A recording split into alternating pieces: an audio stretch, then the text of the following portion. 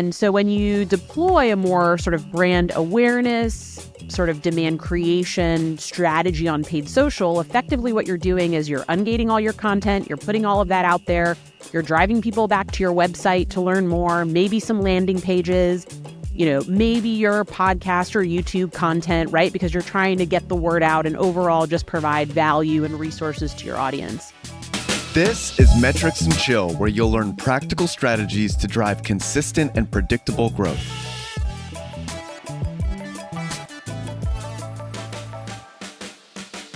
Megan, thank you so much for coming on Metrics and Chill. This is, like I said, off mic, a huge honor for me. I've been following you for a while and really excited to chat today. So thanks for being willing to come on. Absolutely. Thanks for having me. I'm looking forward to the conversation.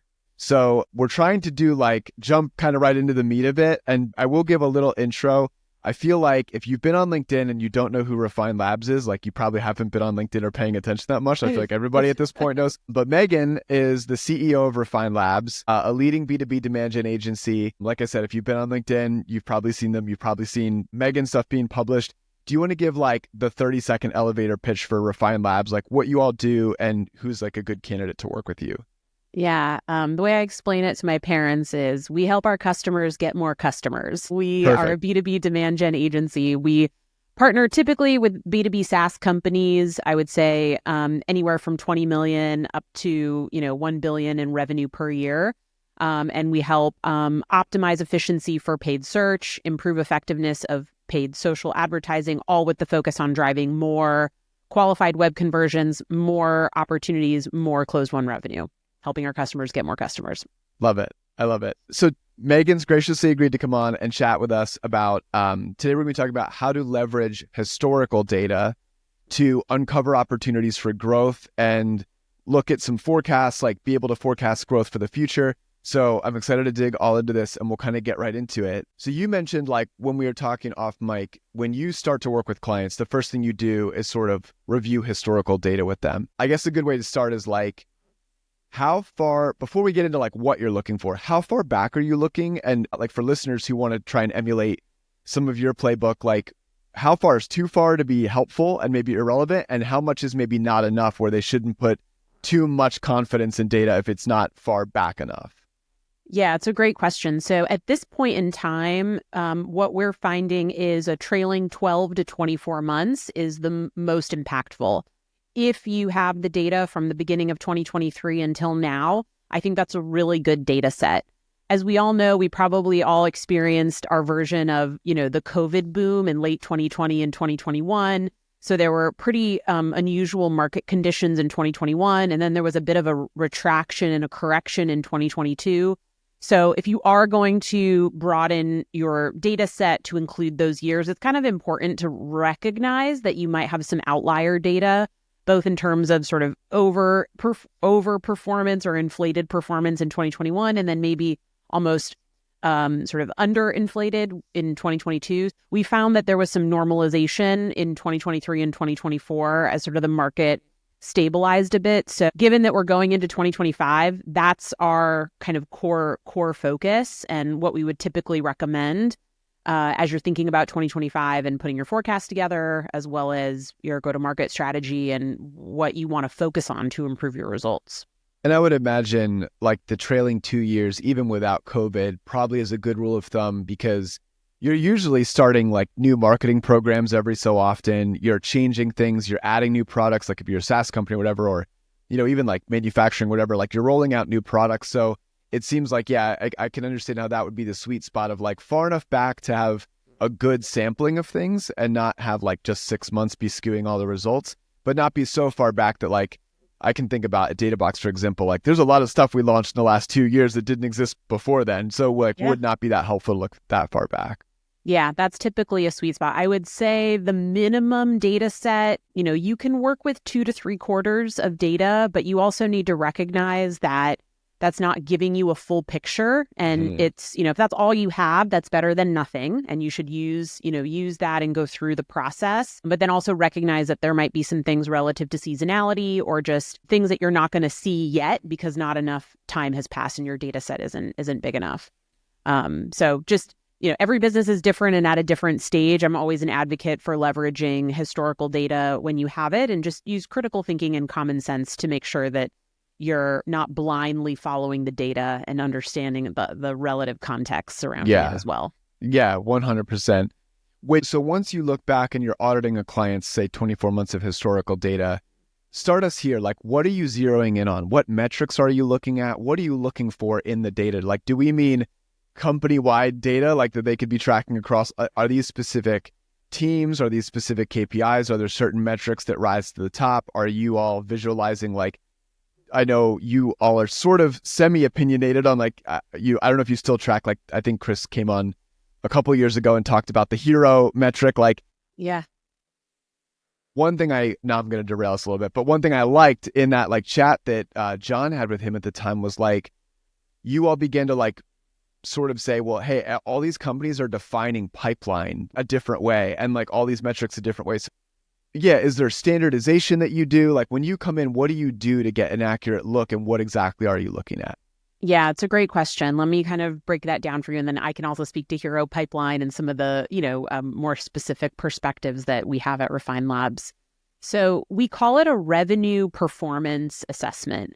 So what we are looking at is we're typically going to use the CRM data, Salesforce or HubSpot. And then we might also be looking at data in your marketing automation platform, whether that's HubSpot or Marketo or Pardot maybe. So those are the two sort of sources of truth that we're looking at for this analysis. We are going to pull all lead and contact records of inbounds that have come in to the company over that period of time. Ideally, we're also able to grab whatever the pipeline source was. So in many cases, that can be really straightforward in terms of maybe, paid search UTM, understanding a very specific paid search campaign that converted, or that could be, an event that people went to, whatever it happens to be. Everyone's data is different. Everyone has some gaps in their data. Nobody has a perfect CRM. Part of this process, also, little tangent side note, is as we go through this, we also try to identify where we see data gaps exist. And that's actually a benefit of this exercise, because it's an opportunity to not only do the analysis, but identify where you can be tracking things in a better way so that going forward, you can improve just the data accuracy that you have. We will also be looking at opportunities. So we're going to want to understand, based on all those lead and contact records and any associated pipeline source data that we're able to gather, let's follow that contact or that lead right through the funnel. So how many opportunities are created? How are those opportunities progressing through the pipeline? How many of those are closed won? How many of those are closed lost? So those are the key records that we are analyzing within those systems. And so in terms of KPIs, one of the things that we're going to want to be immediately understanding is what is the inbound conversion sort of flow at a high level. And then we conduct what we call a split the funnel analysis. When we begin to look at that inbound funnel and start to look at it and sort of slice it up by pipeline source, what is that telling us? Is it showing us that certain items are converting to opportunities at higher rates? Is it showing that maybe certain programs are driving a lot of top of funnel, but never materializing into opportunities?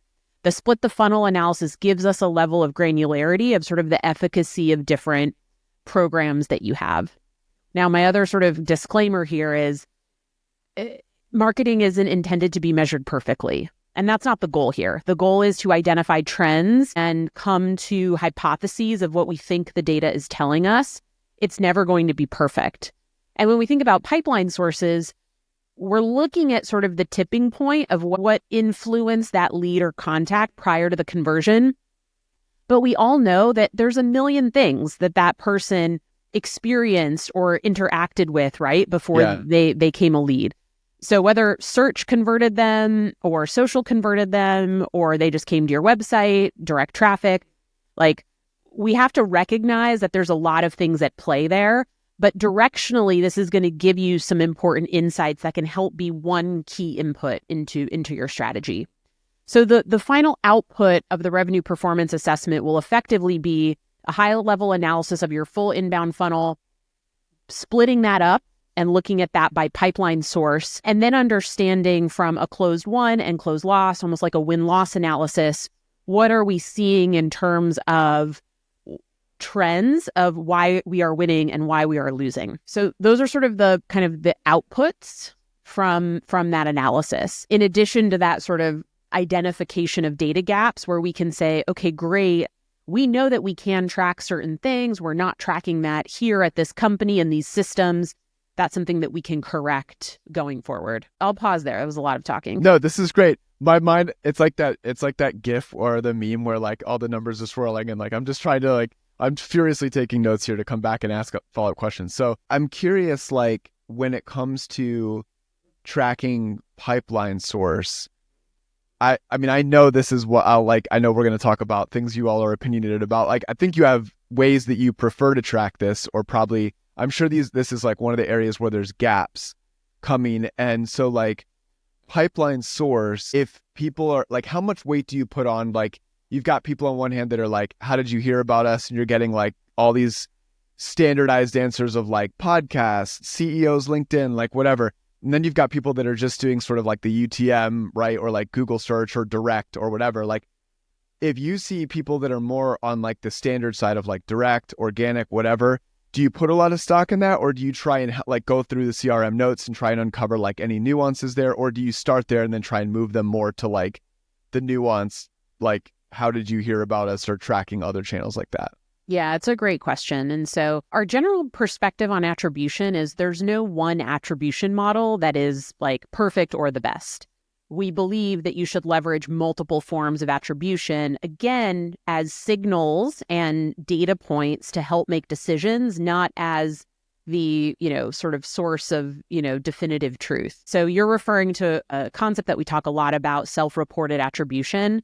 The way I like to break that down is your software-based attribution is really helpful for what we would call demand capture programs. So paid search is sort of the most straightforward example. You can set up conversion tracking in Google, and you can very clearly understand what campaigns are driving pipeline, which ones are not. As long as you are an expert in that and your conversion tracking is set up properly, you should be optimizing paid search for efficiency and really only spending on campaigns that are converting and winning you opportunities. So that's a fairly straightforward setup.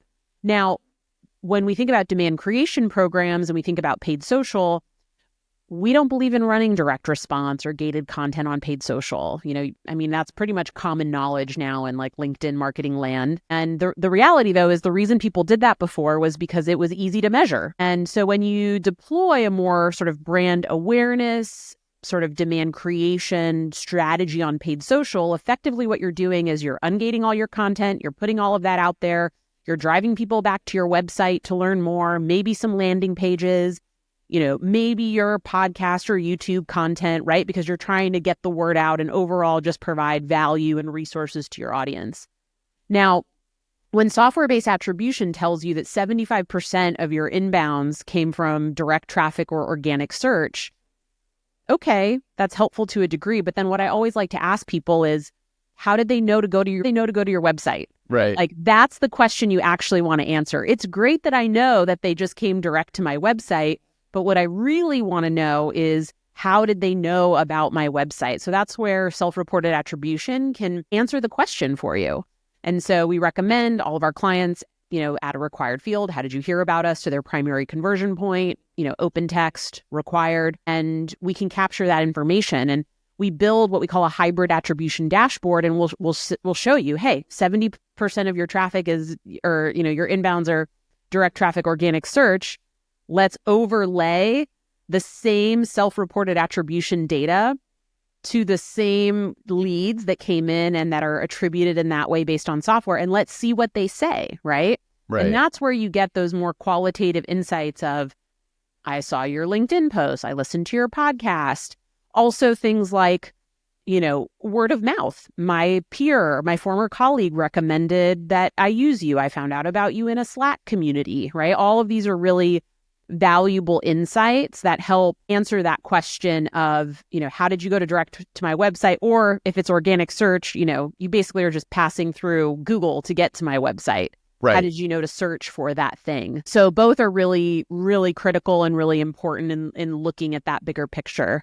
In terms of pipeline source, the logic or the reasoning behind the methodology is it helps identify what source becomes a common tipping point, essentially, to sort of that final step before they get into the funnel and get on a sales conversation with your customer. And that can be helpful to understand that. So if we see that, many customers are still running a lot of the old school plays with gated content or direct response on LinkedIn. So when we do this analysis, very, common conclusion is showing them, hey, look, you got 300 leads, last quarter from LinkedIn direct response or gated content campaigns, but only 3 of them became opportunities. So what we're trying to communicate to you is this LinkedIn strategy isn't really effective. The top of funnel performance might look good, but when you trace it to the bottom of the funnel, we're not really seeing the impact that we want. Now we know, because we've done this with 300 other B2B SaaS companies, if we reset and redeploy your LinkedIn strategy, focus more on brand awareness, we won't be able to track this as much, but we know that we can drive more qualified inbound web conversions on your site. Now let's take a look at that. Wow, 25% of your web conversions actually result in an opportunity, and 50% of those move to closed won. That's a reliable, predictable funnel. If we can drive more of those, right, that's going to improve performance. And we believe if we reset this strategy in this way, we can accomplish that objective. So that's can be like a pretty typical conclusion that we can come to after conducting the analysis, especially if a lot of companies still have a lot of those sort of old school tactics running in their mix today. And when you mentioned at the end, you'll do a closed won and closed loss sort of analysis as part of this revenue performance assessment. And what are you looking for there? Is it more of that example that you just shared of the pipeline sources and how they're impacting closed won or closed lost? Or is it more getting into product things and maybe features or functionality that are missing? Is it more product oriented or more marketing oriented, if that makes sense? Yeah, both. You can get insights for both. What's really interesting, though, about the closed won and the closed lost analysis is that, in my view, it helps really crystallize your ideal customer profile and therefore your overall targeting approach. And if you have multiple product lines or business units, which ones are really being sort of accepted by the market. So some of our most interesting conclusions from the win-loss analysis are often, people have a perspective of, oh, this is our ideal customer. This is who we're going after. When you conduct a win-loss analysis, you can say, oh, this is really interesting. You think that you think that you're really winning or you want to win in the enterprise space, but 70% of your closed won revenue is from the mid-market.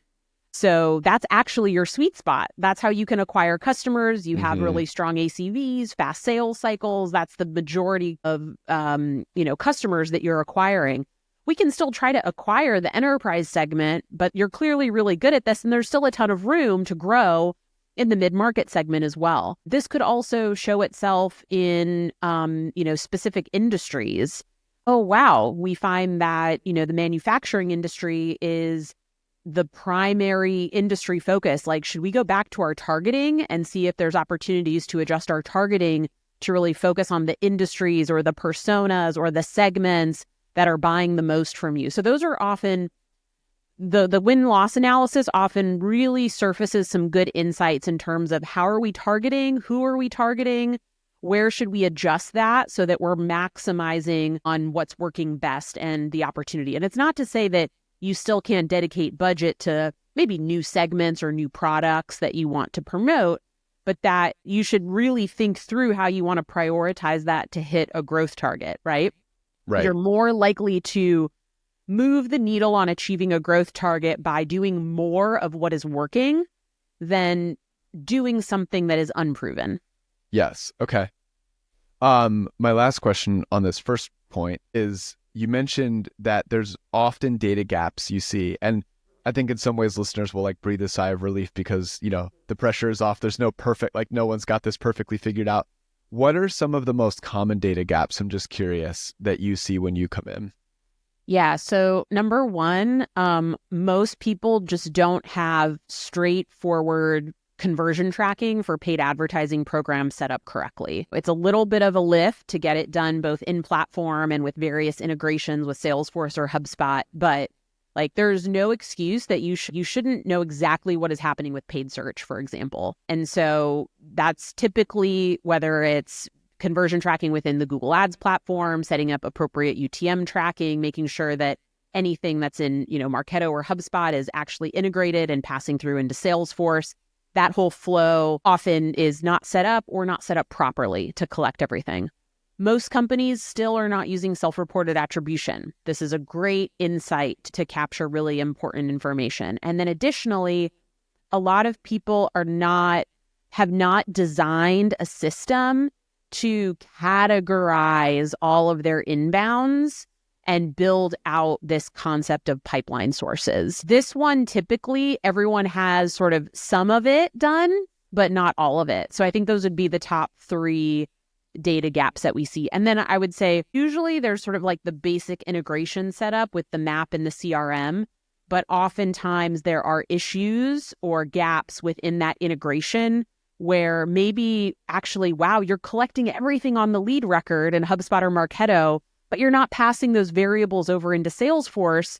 So we're losing the full funnel, the full funnel view that we want. So it's like, oh, you're collecting the data, but we're not passing it through effectively to understand bottom of funnel impact. So that's another common thing that we see a lot that we work with our clients to correct. Awesome. So when you'll first thing you'll do, just to recap, is this revenue performance assessment. You'll look at the leads that come inbound, pipeline source, opportunities. You'll follow the opportunities all the way through close won, close loss. You'll do this analysis and you'll come away with suggestions on how to refine targeting, which channels you might lean into more, how you can optimize different channels, and then fill any data gaps, make recommendations on filling data gaps.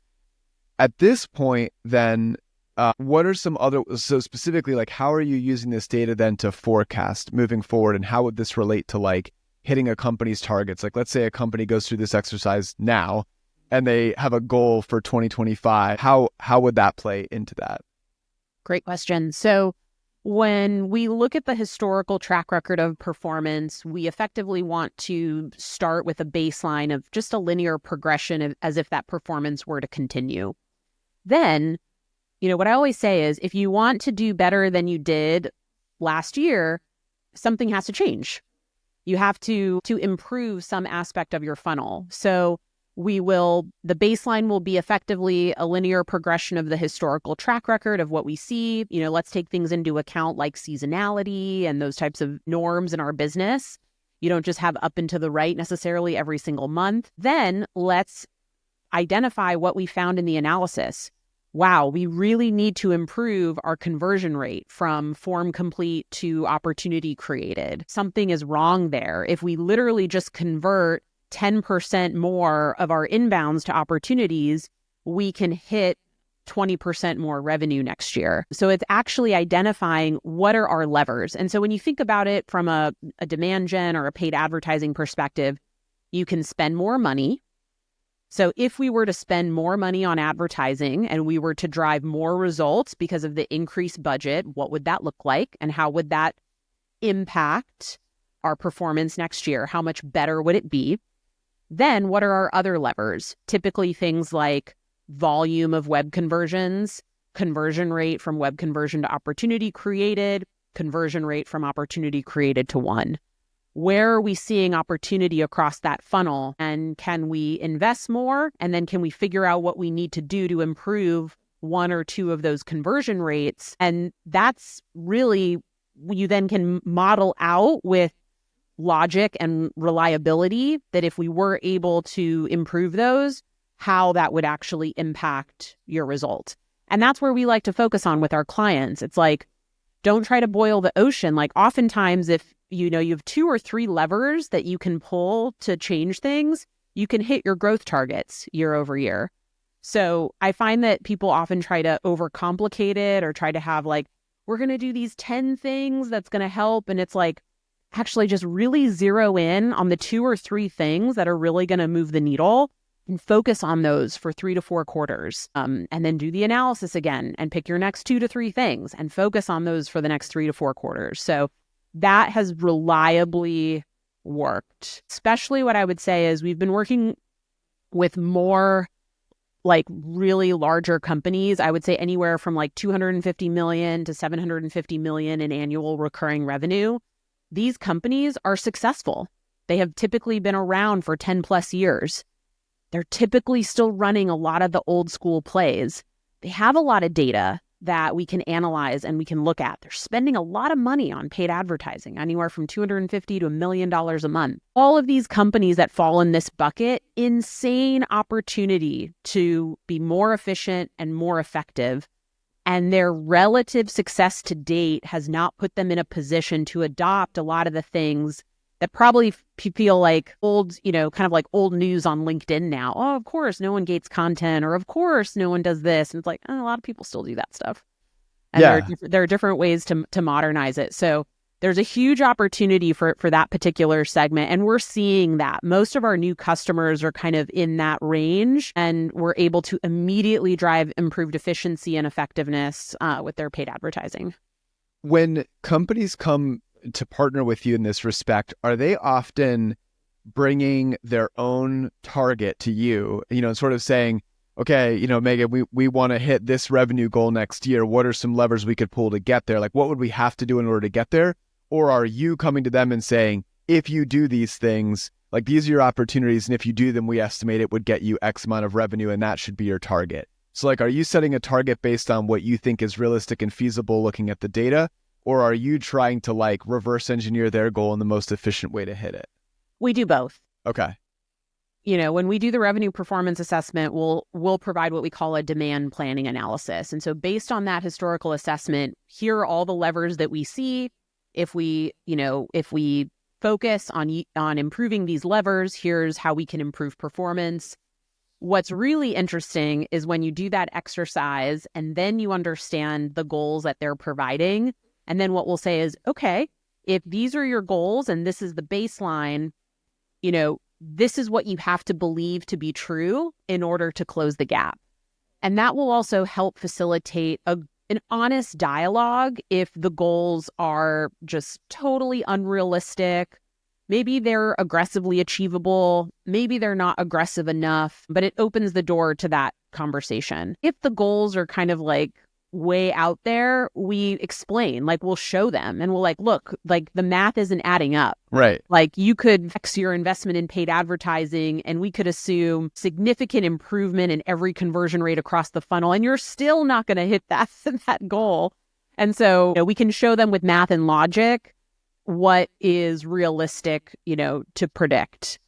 The other part of this that, we do look at and that is important is it's not just about the data. Like if you're a company that's struggling to grow, you need to kind of zoom out a little bit.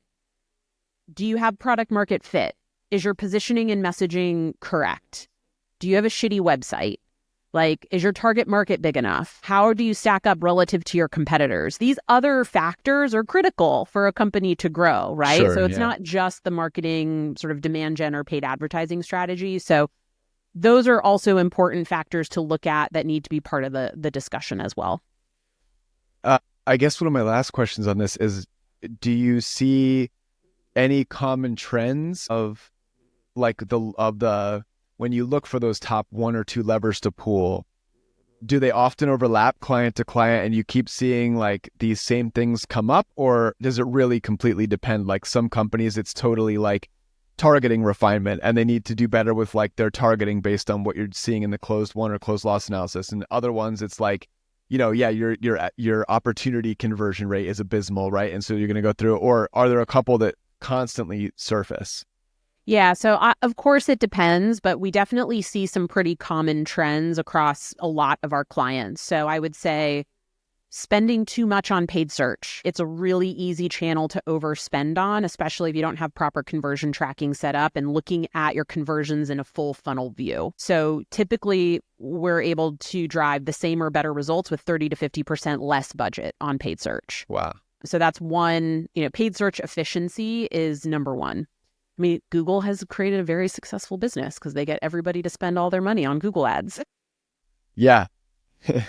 Paid social effectiveness. So usually people are doing some type of paid social advertising, but they're just not doing it well. Mm-hmm. And that can be because of targeting, that can be because of the ad creative, that can be because of the channel selection, that can be because of the actual execution on a particular channel. So I would say the broad trend is like sort of not effective paid social advertising, but there can be a lot of different reasons of why that's the case that we really need to dig into. And then third is lack of a sort of measurement framework that makes sense for that business. So blind spots, not really knowing what works or doesn't work and not having a clear perspective on how they can measure success. So I would say those are the top three trends that we see. And those are the three things that we aim to solve when we work with our customers. And my last question is there anything like when all this process is done, let's say you go through this a year, are you then repeating this process? So like every year you'll do a revenue performance assessment and say, okay, now now we've been running impression-based LinkedIn ads and not, direct response or, whatever, like to capture leads. And so now we're going to see what that looks like for a year. And we're going to refine this and you just kind of keep going year over year with honing it in. Okay. Absolutely. Yeah. You should be running your revenue performance assessment or split the funnel analysis every 9 to 12 months. Doing it on an annual basis in advance of annual planning is, the right cadence, in my opinion. And this is what I tell people, growing a business is usually doing the unsexy things really well over and over and over and over again. So, I mean, that's what it comes down to. And so that is the process we run with our clients. We've worked with a lot of companies and had a lot of customers for 3-4 years now, and we can continue to compound on the improvement and the growth year over year by taking that approach. I love it. Megan, this has been awesome. Thank you so much for walking us through some of the frameworks or steps that you take at Refine Labs. Where can people, let's start here. Where can people hire Refine? Like, where do they go to hire you and learn more about working with you? And specifically, like, where to go to just follow along with you? I think you're probably LinkedIn, right, for you. Like, you seem to be pretty active there. Yeah. Just check out refinelabs.com and you can check out what we do. We also have a content product called The Vault. So if you're not ready to hire us as your B2B digital agency, you can actually get access to all of our playbooks and frameworks from The Vault. So it's a great resource for those that are just interested in learning more. And then, yes, I am not a social media person personally. So LinkedIn is the only social media. Awesome. Love it. Thank you so much for coming on. We'll link to all those things. Really appreciate you being on the show.